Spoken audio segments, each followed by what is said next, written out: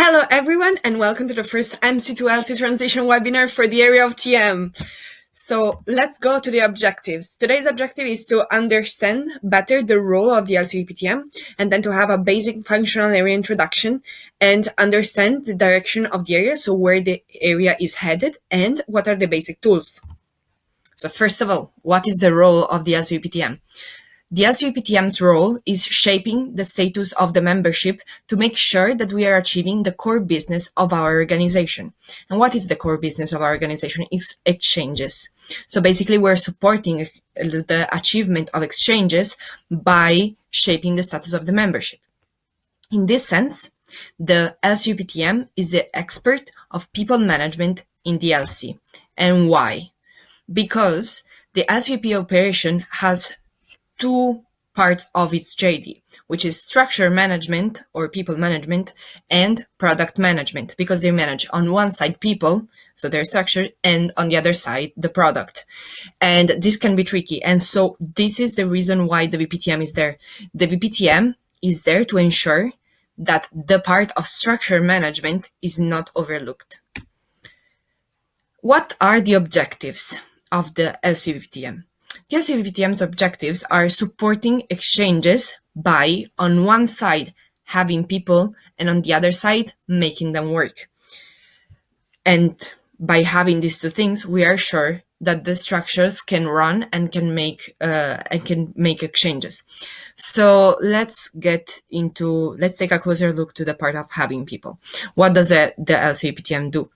The LCVPTM's role is recruiting people in the LC on time for them to perform based on timeline of operations, and then retaining them, so avoiding and minimizing the skips, and building pipeline for further roles, so for team leaders and for VPs. And then, what is the part of making them work? What we need to do in this part is to make sure that they have some goals that are set at the beginning of the month and they are achieving them throughout the month, so that the members have a clarity of what are their own goals. And then on the other side, we need to ensure a valuable team experience of leadership development inside ISEC. And how do we do this? We do this through a plethora of different things, but the basic part is team standards, that we will get into it for in a moment. And then engaging the membership through also other things that are that you can find in these two main concepts. So how do we achieve all of this? So having people and making them work. We achieve them by implementing two basic concepts that there are in the TM area. And one is regarding the LC in general, and is the guide, let's say, for the LCVPTM, which are TM processes. And the other one is regarding each team and building the team experience, and those are the team standards. So we understood this basic flow, and then we will go more into details with the team standards and TM processes. But first, let's review the LCVPTM's JD. So some things you already know. You know the duration of the JD, you know who you report to, and also who you keep accountable. But then, what are the MOSs? What are the measures of success of the area? The measures of successes are divided into lags and leads measures. So what are the lag measures? The lag measures are the final measures, basically, that you need to look at. And the lead measures are the measures that help you to achieve them, to achieve the lag measures. So when it comes to the lag measures, you have the retention rate of the LC, which means how many people are staying in the LC based on the ones that you had at the beginning of the team cycle or the year. It depends on you to decide the time frame. So how many people are staying in ISEC because they're having a valuable experience. And then the plan achievement of talent capacity. What is talent capacity? Talent capacity is the number of people that you have in the LC. And you plan it at the beginning, so that is the part of the planned. And then the part of the achieved is how many people you actually have. So for example, if you are planning to have 30 people inside the LC and you have 30 people, you have 100% of talent capacity. And then Percentage of MAG. What is MAG? MAG is members achieving their goals. So how much of what the members are setting as a goal for themselves is being actually achieved, how much they are achieving of their goals. And then the plan achievement of recruitment. Then we pass to the lead measures. What are the leads of the LCPTM? Is productivity, is the percentage of engagement survey responses, because the LCPTM also manages the engagement survey. Then the percentage of education that is delivered to the LC and to the team leaders, and then percentage of team standards implementation, so how much of the team standards that we started to talk about is actually being implemented. And then the number of IXP approvals that the LC have, because the IXP campaign is managed in synergy, in the synergy between LCVP TM and LCVP OGV, OG, and OGT. And then what the other measures are the number of TM and operation synergy meetings that should happen at least once a month. And then the plan achievement of the ICON plan. What is the ICON plan? Is the internal communication. So how much of the communication that you're planning to have inside your LC channel, so Facebook group, WhatsApp group, and so on, is actually being achieved. So if you plan to have 10 posts for promoting IXP, are they actually being achieved or not? And then we go to the part of main activities. What are the main activities of the LCPTM? They are related to also the things that we were talking about before. So TM processes and team standards. So it's ensuring the implementation of team standards, so building, performing, and closing, and then implementing the TM processes. And the TM processes are get, develop, keep, and report. And we can go into details a bit for each of them. So the main activities for GET are planning the structure for the semester based on the LC's goal, then creating persona and planning the recruitment promotion, and then selecting and allocating people and onboarding the new members. Then for develop, it's planning the educational framework for the team leaders and the members in the LC and ensuring its implementation. And then tracking the membership goals fulfillment. And so it's MAG that we were talking about here in the lag part. And then managing with the LCP, the team leaders commission. For KEEP, it's analyzing the data of the monthly engagement survey and make decision to foster the engagement and career path of membership. So if the engagement survey is telling us something that, for example, it's the fact that people are not enjoying the experience, or maybe they are enjoying the experience, or if they are how they are perceiving the team standards implementation, and in general, if they like the role, we take that data, we understand it, we understand how to change the situation based on the inputs that are given in the engagement survey. And then, and also in the engagement survey, there are questions regarding how much you are likely to apply for a further leadership position. So we take also the data and we make sure that we have next steps based on that. So we understand how to change the situation in the LC to improve the engagement of the people, to improve the experience that people are having, and to make sure that people are then becoming pipeline for the future roles. And then run local R&R system and ICON plan. So ICON plan is what we were talking about. So internal communication plan, and R&R is the reward and recognition system, which is actually like a sort of competition inside the LC to make sure that you are creating this competition and making sure that people that are working well are being recognized for the work that they're doing. And then when it comes to the part of report, is updating the membership database and tools so that information is then available for future generation, and then analyzing the data and making decisions accordingly. Then also it's providing the reports based on the data that we have collected to local EB and MB. Then we have promoting IXP in the LC, which is the last main activity that we do, and this is done through ICOM, is done through individual talk, and so on, and it's in synergy with the LCVPs or GV, GE, or GT. Then we go to requirements and benefits. So when it comes to requirements is communication skills, ability to collaborate with different profiles, understanding the product, customer flow and timelines. And why? Because if we need to support operations as our main reason to exist inside the EB, we need to make sure that we are understanding what the operations are doing. Otherwise, it's very difficult for us to support. And then Drive, Podio, Expo, PowerPoint, and Canva usage, which are basic tools, let's say. And then for the part of benefits is data analysis skills, people management, ability to work in synergy, project management, training skills, recruitment skills, long-term HR decision-making, and practical experience. Then we go to the part that maybe interests you more, which is routines and synergies.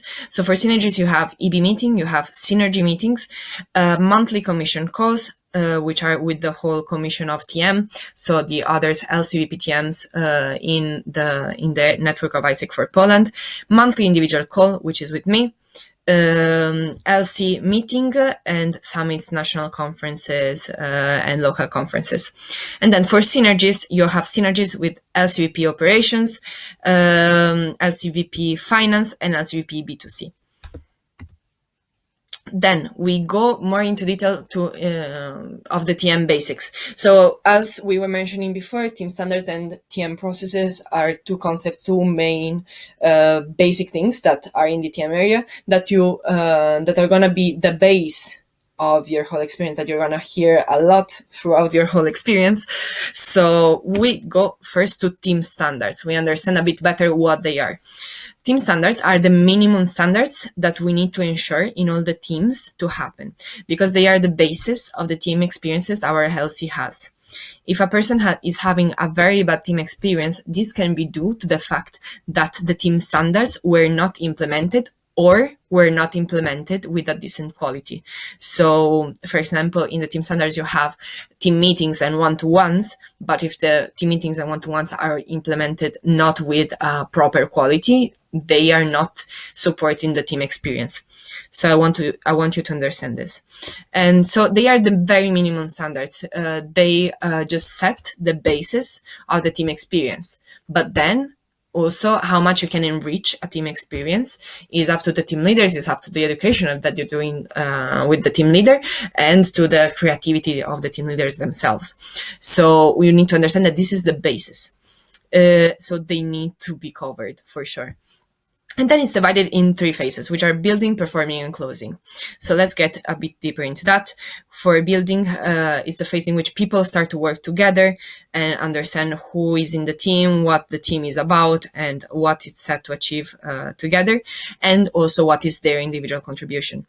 And then for performing, we have the fact that progress can be improved and tracked both for the team and individually. And it's the phase in which operations actually happen. So the people are actually working, and where competence are developed on the ground. Why? Because people are working, so they're learning at the same time by learning by doing.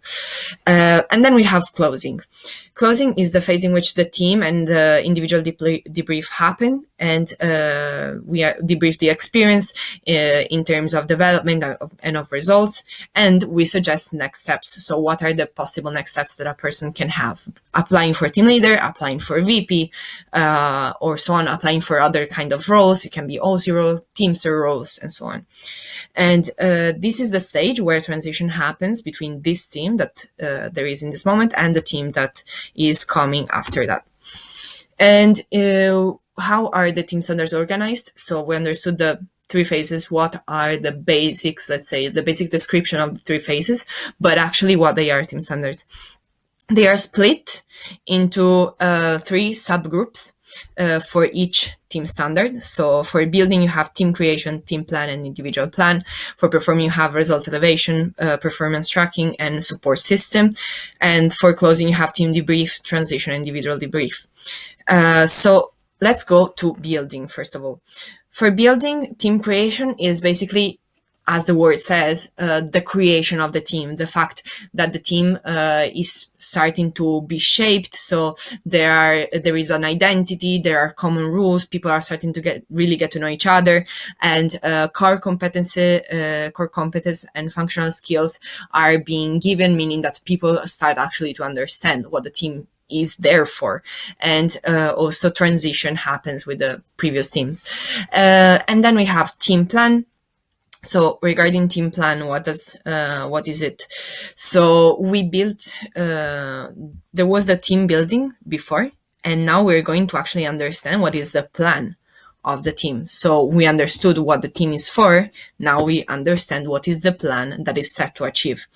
And here you will have more going more into details with the team purpose. What is the goal of the team? What are the strategies to achieve them? How is the JD divided between the various members? What are the things that actually people are doing? JDs is job description, as you may know. Then you have timeline of the area, and you have the budget of the area or of the team, if there is one, and team development goals. So like how we are right now as a team, and where do we want to get as a team together. And then you have individual plan, that again, as the word says, is basically understanding what is the plan for each person inside the team. And how is this done? It's done by, first of all, taking the LDA, so the Leadership Development Assessment, which you take on EXPA, and you understand where you're standing in this moment when it comes to your leadership qualities. And this is all done during the one-to-one. And then having a personal development plan. So a plan to actually develop, and it gives you like a goal to achieve and so on. Then we go to performing. Performing, first of all, is results elevation. What does it mean? It means improving the results that the people are having.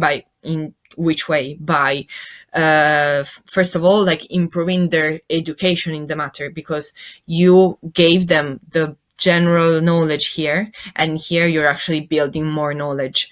So it's practical learning by doing actually the things that the team is set to do.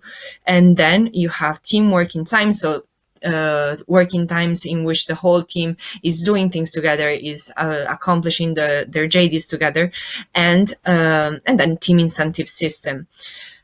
Then we go to performance tracking. So for performance tracking is accountability system. So how is the accountability of the team set? So for example, we are having the team meeting on Monday, and then on Wednesday we have a check, and then on Friday we have another check, and then and go and so on. And then individual tracking meetings, team weekly, monthly, quarterly review, to actually understand what is the performance of the LC in the and of the team especially. And then we go to support system. When it comes to support system, are all the touch points that support the achievement of the performance.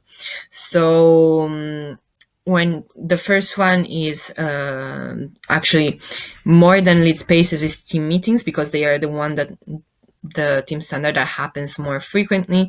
So having team meetings at the beginning of the week or at the middle of the week, but weekly, and then one-to-ones that happen instead monthly. And then we have team days, lead spaces, and feedback sessions, which are other things that are to be done at least once a quarter, so once every 3 months in the flow of the team cycle, and they need to be done, especially in times in which they are needed. Then closing is team debrief, so reporting on the results that the team achieved, and then team development review, so how the team actually developed from the beginning to the end, so that people start to connect the dots, and feedbacks regarding the experience. Then we have transition with the other team, and this doesn't need to happen physically necessarily, also because it's usually difficult to have a physical transition between the previous team and the following team, but it needs to happen by reporting what the knowledge and skills that people got. So if there is any knowledge and skill that the following team is going to need, it's something that we need to give to them. Then documents and tools transition. So all the things, all the spreadsheets that the people use, all the tools that the team learn how to use, and so on, they must be passed to the following team, so that the whole education, the whole competences that the team has built, they are not lost. And then suggestions on next steps and way forward. And also in this case, it's just understanding what are the possible things that can be improved in the team, that can be improved in the area, and in the management of the team. Then we go to individual debrief, which is just, as we were talking about before, that there is team plan and individual plan. Here there is team debrief and individual debrief. So you take the final LDA, and then you finalize the personal development plan. You understand, you review actually what happened, how the person grew from the beginning, where they just took the initial LDA and they created their PDP, and then you review it and you understand how much the person has developed. Then this was for team standards. Now we go to TM processes, so that you can understand also these other basic concepts. So for TM processes, what are they? They are the processes that go on in the TM area, and they're a sort of guide for the actions of the LCVPTM. So they make you understand exactly what are the things that you are supposed to do, what are the main things that go on in the area of TM, and they're divided into 4 processes, as we were talking about before in the JD slide. So first of all, it's the 4 processes are get, develop, keep, and report, as we were saying, and what are the description of each of them. So when it comes to get, is get the right people at the right place in the right time to drive operations and ISAC 2020, and then it will be ISAC 2025 when we will have a new midterm ambition. And what are the steps to make this process happen? Is persona building, understanding what are the personas that we're looking for our LC, what kind of people are we looking for. Then talent planning, how many people are we actually looking for, and then talent attraction, so attracting the applicants for recruitment, and then talent selection and allocation in the areas, and finally talent onboarding. The thing that you must keep in mind from this for sure is the fact that talent onboarding is part of the recruitment process. So the first 10 days, the first touch points that are needed to onboard the people inside the organization are part of the recruitment process. They must create a flow with the recruitment. Then develop. Develop is basically the ecosystem to enable learning, and you can use the 70-20-10 framework, which is basically 70% of the learnings are made through practical experiences, 20% is done by peers, so how much you're learning from the people that are in your team, in your LC, and so on, or in general in ISAC for Poland, especially when you go to conferences. And then 10% is formal education. So how many? So the education that is more, let's say, a bit more standardized because it's more frontal, and it's the one, for example, that you see in university. So, what are the steps for the develop process? They are, first of all, performance management. So, understanding how to manage the performance of the people, and this is done by especially tracking how much of the goals that are set at the beginning of the month is then being achieved. So, the performance of the members, and then TL capacity building. So the fact that we are building the capacity in our TL commission to lead the team and so on. And this is done together with the LCP. And then third is a national education cycle, which is the education that is delivered by national level through conferences and through webinars.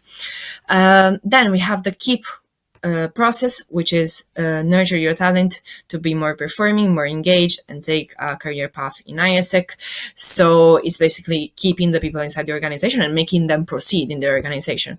We have here rewards and recognition. So what we were talking about, so making sure that the people that are working well are rewarded, because we must make them understand that the job that they're doing is a great job, and this engages them inside the organization even more.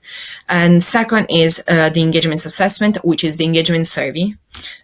So understanding what is the data that we are looking at when we have the answers of the engagement survey. And then the third is succession. So succession is the pipeline building part. So how many of the people that we have right now are going to proceed by becoming team leaders and VPs. And then we go to the report part, which is just keeping track to find bottlenecks to work on in TM to improve membership and goal achievement. So it's basically reporting the data that the TM is using, and especially for the VPs, at the local level, is making sure that the reports are being available, that the number of people that we have in the organization is being available by updating the tools and by updating the membership database that is on Podio. And so yes, here we have global reporting, monthly reporting, reporting process, and knowledge management. But when it comes to the LCVP role, as we were saying, is updating the tools and analyzing the data that we are managing. To put it all in a timeline to make you understand a bit better how the things look like when we during a team cycle. So we have, first of all, we have the part of talent planning, talent attraction, and talent selection, which is the recruitment, the first part of the recruitment process, and then the team cycle starts. And here what we have is the fact that you have the onboarding of the people, so the first touch points of the people, and making sure that they know what the organization is for and what is their role. And at the same time, we have the team creation, team plan, and individual plan on the front of team standards. And we have team leaders capacity building so that they are able to actually lead the teams that they're having. And we have the national education cycle. Then we go to the part of in which the people are onboarded and know what they're doing, and they start to perform. So what we have here is the whole team standards of performing, so results elevation, performance tracking, and support system. We have the engagement of the people and the engagement survey analysis of the people, and we have the performance management of the people, so how much of the goals that they're setting they're achieving. And R&R starts to happen, and national education cycle at a certain point finishes because the people are finished to get the education, and succession starts to happen because we need to build pipeline not when the applications are released for team leaders, but way before. We need to start to foster conversations about the possible next steps into ISEC. And then we go to the last part of the team cycle, which is closing. So we have team debrief, transition, individual debrief, and we have this part of succession, so that the people are applying to be part of leadership positions, and the R&R ends together with the team cycle. So the thing that you need to keep in mind is that team standards is delivered by team leaders, and the TM, what it does is to track that the team standards are being delivered, and by making sure that the team leaders know how to implement team standards. And when it comes to the TM processes, instead, it's you delivering them. Then we have the tools that the LCVPTM uses. So on one side, we have Podio. On the other side, we have Google Sheets. So on Podio, what is on Podio? There is the membership database and there is the recruitment CRM. The membership database is used to have of course, the data of the members in the entity. So you can understand, thanks to that, how many people there are in the entity, how many people there are in your LC and in other LCs, and in which area they are allocated and for how long they've been inside the organization. And when it comes to the recruitment CRM, this is what you use to see the applicants' data for the recruitment and their status inside the process to get to become new members.